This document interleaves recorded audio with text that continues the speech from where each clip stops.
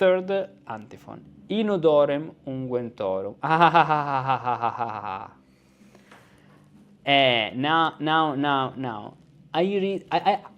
Now I'm going to read this with solmization, but I'm totally sure that you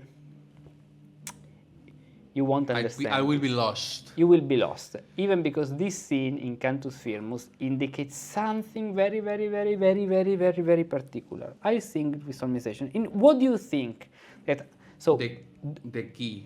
No. The clef is an F out clef, okay. But how I'm going to call the first note with the syllables? Tell me.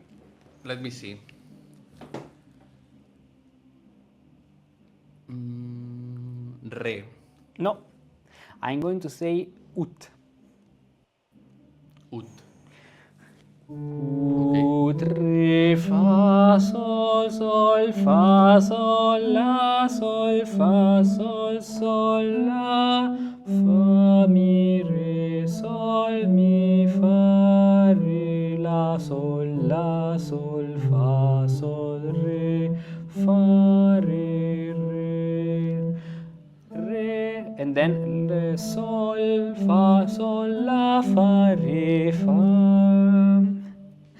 I'm singing with the Ordo B Quadro Giacente. Here is the indication. Where is the indication? The natural scene. Because of this. This natural indicates the Ordo B Quadro Giacente. And so what is the Ordo B Quadro Giacente? Is a hidden path that we find in the great scale system, which is an hexachord on the ut. Now, to help you better understand this, because I didn't check the antiphon before, but this is a complex topic, I show you what Matteo Coferati says about the Ordo B Quadro Giacente. Cantus Firmus. Is Ordo B Quadro Giacente? No, Giacente. Now I show you, wait. We are it's an irregularity, So this is not, it's a very strange case. Yes, here it is. And there are some antiphons characterized by starting on De Sol Re, E La Mi, or Ge Sol Re Ut. One of these is In Odorem Unguentorum Tuorum. This one, the antiphon we have just said, where we have this indication. So we start with ut. But how to manage this in a wider way? Let's say, no. It's it's here, the antiphon, but the complete excerpt by Coferati, it's in solmization, here, the part about musica ficta. Here it is. Here it is.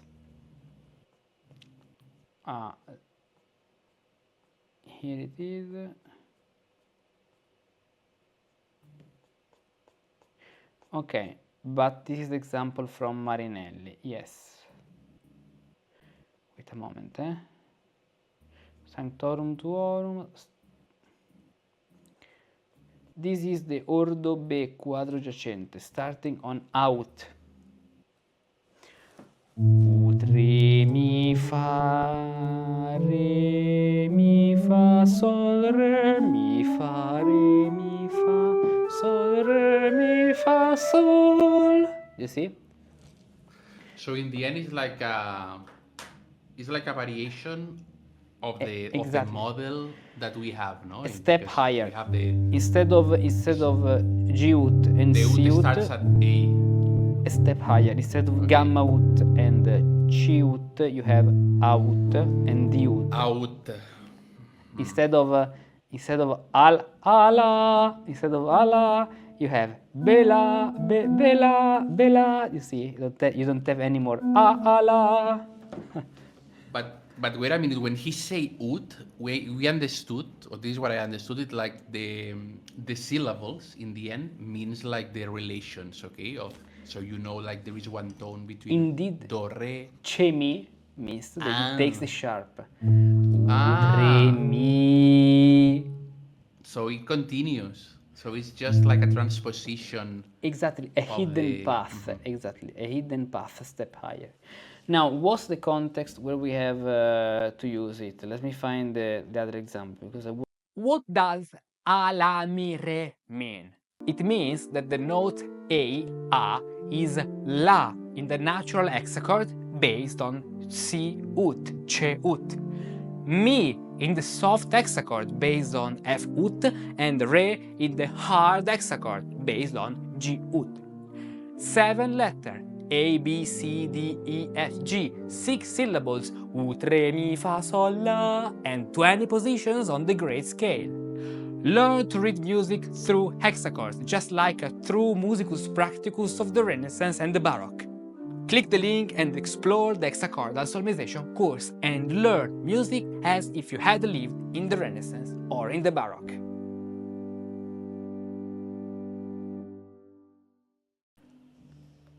Si deve osservare circa gli inni del terzo tuono, so you have to pay attention about the hymn of the third tonus, and this is even valid for the fourth tonus, che se ne trovano alcuni, so there are some of these hymns that must be sung with Ordo Quadro Giacente, like the hymn Sanctorum Meritis, which has a lot of notes in F out that they go out of the natural rules, as Avella says and Marinelli says, because they never sound in the voce di fa, in the vox of fa, but in vox of mi, as you can hear in practice. And you cannot sing fa se non con grande stento, so if you do it, it's very hard, you know, and that's why you sing it with Ordo Quadro Giacente, eccettuate però le ultime 7 note avanti la finale, so at exception of the last 7th notes before the finalis, where you come back to the natural system, natural order. Here is an example of this antiphon. So here you come back to the original one, and we have the example with solmization. It's very fun how Cofferati, instead of ut, he says do. Do. Do. Do, re. Yeah, because ut is difficult. There is the vowel at the beginning. Yeah. But do, and here it re. came the do. Exactly. This. It's like ut, but do. Do plus ut. Do plus ut is do.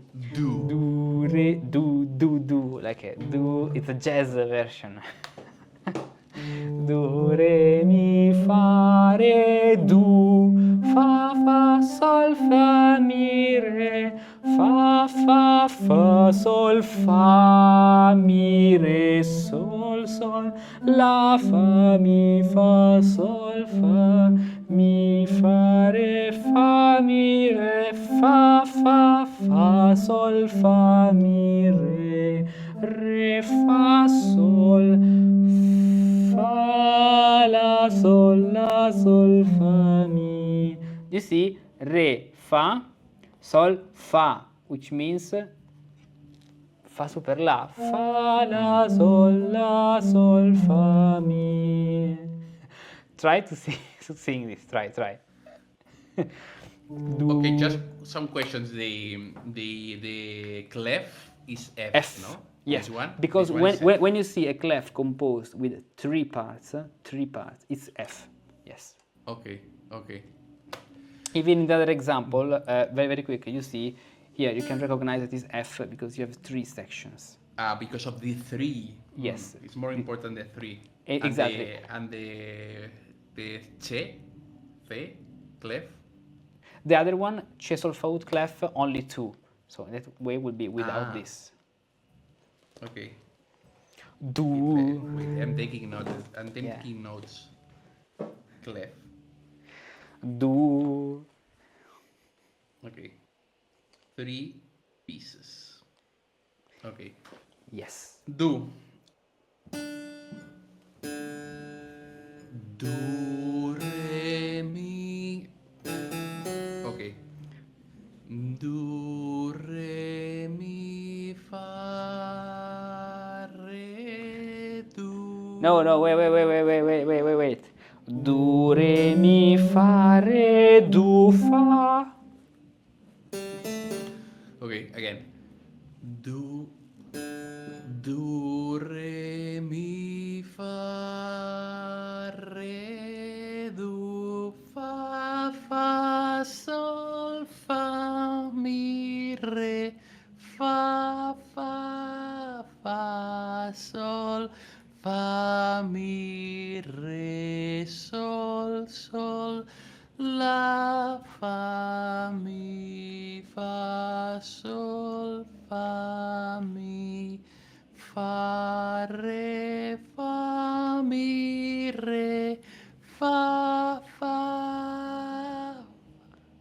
Yeah, but help yourself with the keyboard. Fa, fa, fa. Fa, sol, fa, mi, re.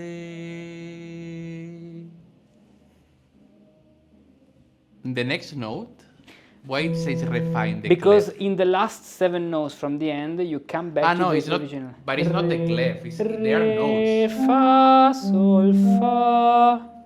Okay, so they are not notes. It looks like the clef inverted. Ah no, there are 2 notes. That's not the Okay, clef. okay. Yeah, maybe the font, you know, the how Yeah, is this? got it. Yeah, is the Okay, okay. same, but they are 2 different notes. They So inverted it.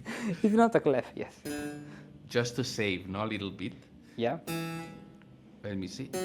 Mi, re, re, re, re, fa, sol, fa, la, sol, fa, mi.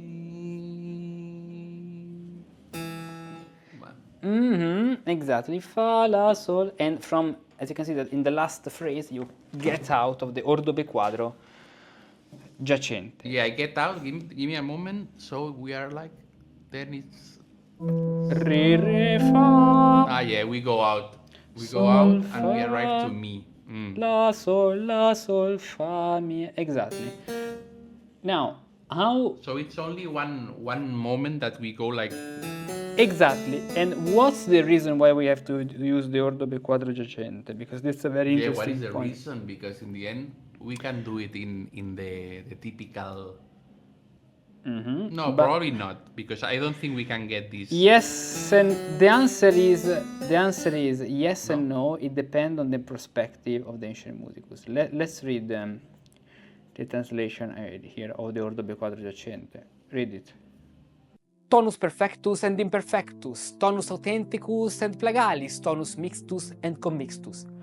Learn the art of cantus firmus, the sacred chant of the Catholic Church, and everything a musicus practicus of the Renaissance had to know about Gregorian chant and its modality. Cantus firmus is the second level of the musicus practicus Renaissance path. Go to this link to explore the course content and start with the free levels. Then choose how to continue with the path that suits you best. Learn the art of music as if you had lived in the Renaissance. Not without reason has that clause been placed above, according to common rules, because the common path contained in widow's hand has been seen up to here, by which the voice must commonly proceed. But with just on a broad path, there might occur some bad and difficult step, which for avoiding it, one needs to step slightly off the path for a detour, and then immediately return to it. So in some songs, as Potentino rightly observes in chapter 24, there are hidden steps, which if they are not anticipated correctly, one must quickly escape from them with some new path of notes. And arriving suddenly at them, the voice is so halted that it cannot continue with correctness, or at least without some dissonance in the rest of the song. To avoid such dangerous steps and to prevent the dissonances that might occur there, we must remember the 2 general orders of note mentioned above. The first of which we have called natural order be quadro, and the other is named accidental order of bemole. The natural order be quadro is like a straight and wide path, which lets the voice to say mi in be fa, natural mi, and has its origin in gamma. Yeah. In other words, how it is the hard plus natural hexachord. Ut, re, mi, fa, sol, re, mi, fa, sol, re, mi, fa. Is the order with the natural plus the hard. Yeah, so this means like the natural hexachord and the hard. Exactly. Then the accidental order of And then we bemol. have the accidental order of bemole is like a common detour connected to natural be quadro, which leads to the voice to say fa in the same be fa, natural mi, and begins in fa ut, in the manner exemplified f ut, in the manner exemplified above in chapter 44. Now we must also note that there are 2 other detours of notes notes, which serve as help and refuge to avoid dissonant steps of the voice, which are not formally contained in the hand of Guido. in one of the hands of Guido, but are nonetheless hidden within it. So the other order of order accidentale, the accidental order, is the other one you already know. So soft hexachord plus natural ut, re, mi, fa, sol, re, mi, fa, sol, re, mi, fa, mi, fa, sol, re, mi, fa, going on that way. And now let's see the two new orders. Go.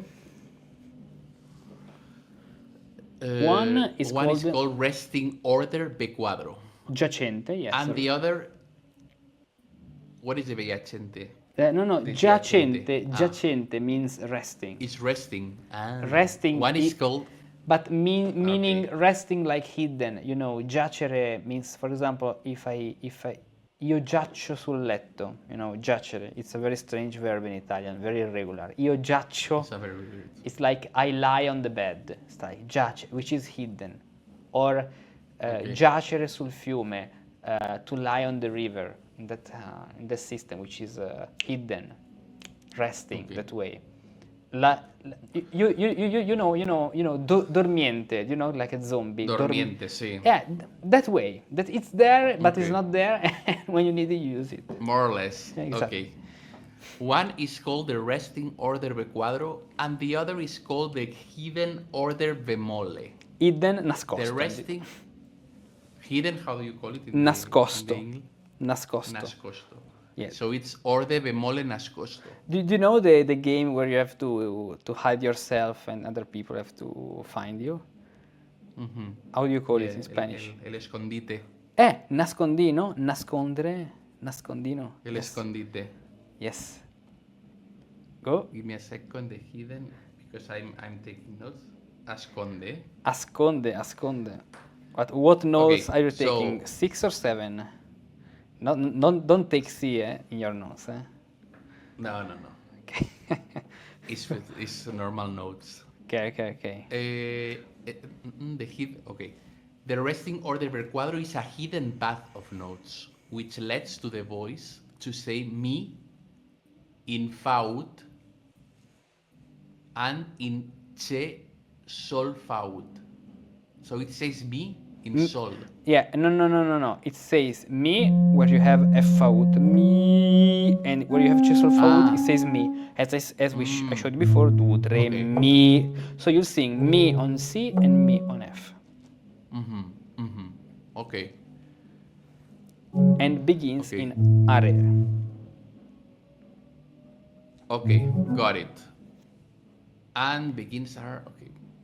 And begins in R. Are. In arre. Okay, arre. And begins in arre. Okay. The hidden order bemolle is another hidden path of notes. Of notes, which lets the voice to say fa in E la mi. E flat, in other words. And in A la mi re. And begins. And begins in B mi. Mm-hmm. And both of these use the same two clefs, but with the signs of natural B quadro and of B round. And they have their scales of notes from the lowest to the highest, with their mutations of fourth and fifth, which follows the same rules of reading the notes of the other respective orders. The other that one, is yes. One, yes, say. Continue. That is, once we find the name of one of the 6 notes, we can from that note recognize the others, both within a single property and moving from one property to another. Yes. They are shown here in the figure. Exactly. The Ordo B4 giacente, what we sang before, and the Ordo bemolle nascosto, where we have Do, Ut on B, Ut, flat, Ut, Re, so transposed down basically. Ut, Re, Mi, Fa, Sol, Re, Mi, Fa, Sol, Re, Mi, Fa. Do you see? In the end, like the result is like they discovered like they can go up. Yes. In a relation of a tone and go down a relation of a tone, no? Exactly. Kind of. Yeah. And here it's an example of how we can use the Ordo be Quadro Giacente. Let's see more about this. Just these 2 pages. Now, with the foundation. Now, with the foundation of these 2 paths of notes, of resting be quadro and hidden bemolle, we can read clearly and sing correctly without dissonance the difficult passages found in some ecclesiastical songs, for which, for greater clarity, we will set out some examples here, marking below them the name of those notes which go outside the common path. In the hymn Placare Christe Serbulis, in the 3rd verse, the note El mi acute goes outside of the common resting order of be quadro, and there it is called fa, for hidden order bemolle, to temper the tritone of a common bemolle which is found in be fa. Be fa be mi, yes, the same chord. They used to call it be fa be mi, the position. So, as you can see, mi fa mi re ut sol mi sol la sol fa sol fa mi re ut re mi fa. Here you can use the ordo bemolle nascosto because of the tritone. Or, in other words, in this little context, you can even say the fa super la. But the fa super la, fa la sol fa, is the fa of B flat ut. So you're using that. Fa mi re ut. You see? Yeah. Then, what is most important for us, the following hymn, which takes the Ordo be Quadro Giacente, read it. From this point, in the hymn Sanctorum, no? Yes, the hymn Sanctorum. The hymn Sanctorum Meritis has the notes in F fa ut low, which go outside of the common rules because they never sound fa, but rather mi. And it is not possible to make fa sound except with great effort and with dissonance in harmony, except for the 7th note before the last, which enters into the natural fa and brings along the other 6 final notes, and so the majority of this chant is read for resting order chant is read for resting order be quadro and is marked here below, note by note. And to understand it all more clearly, cover with your finger the clef of che sol fa ut, and only let the white of F fa ut appear, and it will be seen that all those notes that were in F fa ut become mi. So be cautious, as these are dangerous passages that could cause dissonance when reading and singing such notes. Here it all is in the figure. So, what does it mean? This is the way as it appears written in, in cantus firmus. This is the white clef because it's just printing it white. So now, it's an F. Yes. Let's hide. Exactly. Let's get rid of that clef for the moment. If you read this and you see this scene, okay, as we said in our other chant, we have to use the Ordo be Quadro Giacente. So, do, re, mi, fa, sol, fa, sol, fa, mi, re. Now, imagine for a moment to get rid of the other clef. So, hide the che, sol, fa, ut clef, as it says, and read this starting from gamma, a 5th down. Do, re, mi, fa. Now the syllables are correct. Okay. Do, re, mi, fa, re, do, re, fa, sol, fa, mi, re, fa, sol, re, sol, la, fa, mi, fa, re, fa, mi,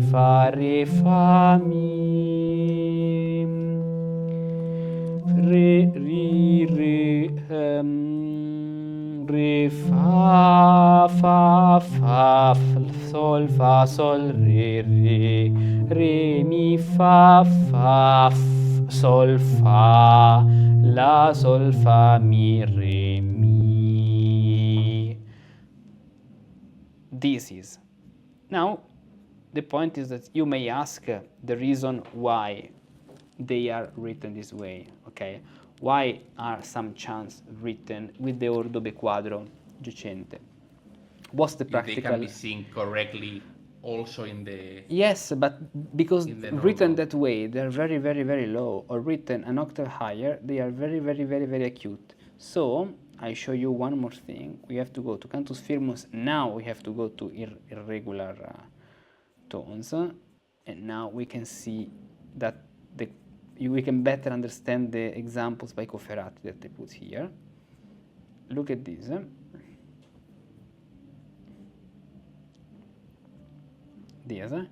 This is the example we sang before, in odorem morte, in odorem unguentorum, you see? Do you remember it? Okay, we have to sing it that way.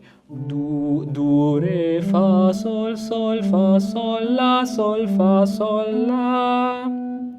Sol, la, fa, mi, re, sol, mi, fa, la, sol, fa, sol, re, mi, fa, re, sol, fa, sol, la, fa, re, sol, fa, sol, la, sol, fa, mi, re, sol, fa, sol, la, fa, re, mi.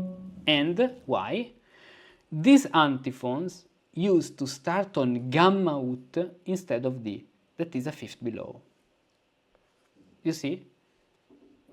And you remember the game of hiding the clef? Okay, now if you sing it on gamma ut, re, fa, sol, fa, mi, re, sol, but it's too low. Or, It's too low. notice, this note is gamma, and in other books, you can find them written an octave higher, but they are too acute. Do, re, fa, sol, fa, sol, la, sol, fa, sol. And how to write them in the correct way, in a way which is okay for the voice, but indicating that you don't have to sing re, fa, sol, re, mi, sol instead of do, re, fa with the Ordo Quadro Giacente. That way. So you write it starting from D with addition of this note which indicates to sing mi, so be duro, where you have the fa, the F.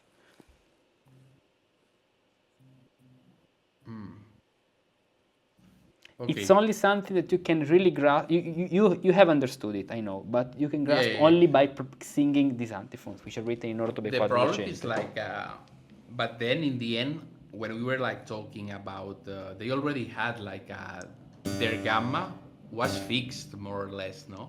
So Yeah. gamma, more or less. because they could have said like, no, our gamma is this, you know, gamma is this. They It could may have be. said. It may be. I mean, in a theoretical point of view, yeah. In a practical point of view, no. It may be around that, higher, lower, but not so high.